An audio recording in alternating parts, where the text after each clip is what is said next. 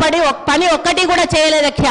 స్కూళ్ళు డెవలప్ చేయలేదు, ఉన్న హాస్పిటల్ డెవలప్ చేయలేదు, హాస్పిటళ్లలో స్టాఫ్ను రిక్రూట్ చేయలేదు, విద్యా వైద్యాన్ని పూర్తిగా నిర్లక్ష్యం చేసిన ప్రభుత్వం ఏదైనా ఉందంటే తెలంగాణ ప్రభుత్వం అధ్యక్ష. మనం తెలంగాణ తెచ్చుకున్నది నీళ్లు, నిధులు, నియామకాలు. ఈరోజు నీళ్లు కృష్ణా జలాలను ఆంధ్రాకు అమ్ముకుంటున్నారు అధ్యక్ష. ఒక్కటి నేను అడుగుతా అధ్యక్ష, పక్క రాష్ట్రాలు అన్నప్పుడు ఫ్రెండ్షిప్ గా ఉండాలి అధ్యక్ష. సీఎం కేసీఆర్ కుటుంబం అయ్యో జగన్మోహన్ రెడ్డి ఇంట్లో భోజనం చేస్తారు అధ్యక్ష, జగన్మోహన్ రెడ్డి కుటుంబం వచ్చో సీఎం కేసీఆర్ ఇంట్లో భోజనం చేస్తారు అధ్యక్ష. వాళ్ళ వెనకాలనేమో కేటీఆర్ గారు వెళ్తారు అధ్యక్ష. మామూలుగా ఇద్దరు సీఎంలు కూర్చున్నప్పుడు తప్పకుండా వాళ్ళ చీఫ్ సెక్రటరీ వీళ్ళ చీఫ్ సెక్రటరీ ఉండాలి. ఇద్దరి సీఎంల మధ్యలో ఏం సంభాషణ జరిగిందన్నది ప్రజలకు తెలియదు అధ్యక్ష. ఇన్నిసార్లు వీళ్ళు కలిసినా కూడా వీళ్ళు ఏం మాట్లాడుకుంటున్నారు అనేది ప్రజలకు తెలియదు అధ్యక్ష.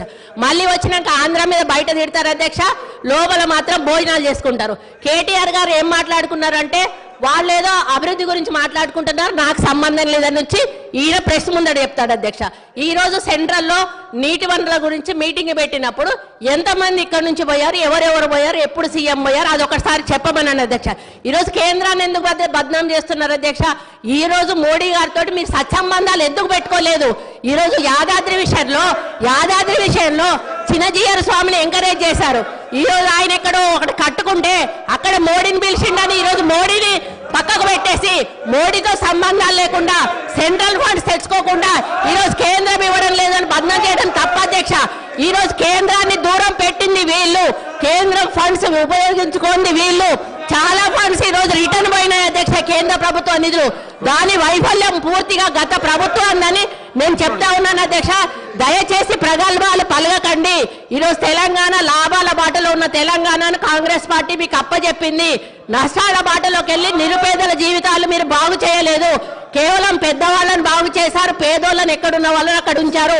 ఈ వాస్తవాలను ఒప్పుకోవాల్సిన బాధ్యత మీ మీద ఉందని సందర్భంగా గుర్తు చేస్తా ఉన్నాను అధ్యక్ష.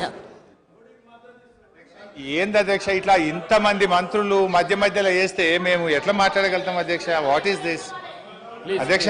సరే ఎనీహౌ ఏం చేస్తాం అధ్యక్ష? ప్లీజ్ హరీష్ రావు గారు ప్లీజ్. అధ్యక్ష కానీ మీరు ఈసారి ఇప్పుడు 5 మంత్రులకు అవకాశం ఇస్తారు సార్. మీరు శ్రీధర్ బాబు గారు, ఉత్తమ్ కుమార్ రెడ్డి గారు, పొన్నం ప్రభాకర్ గారు, సీతక్క మన కొండా సురేఖ గారు, జూపల్లి గారు,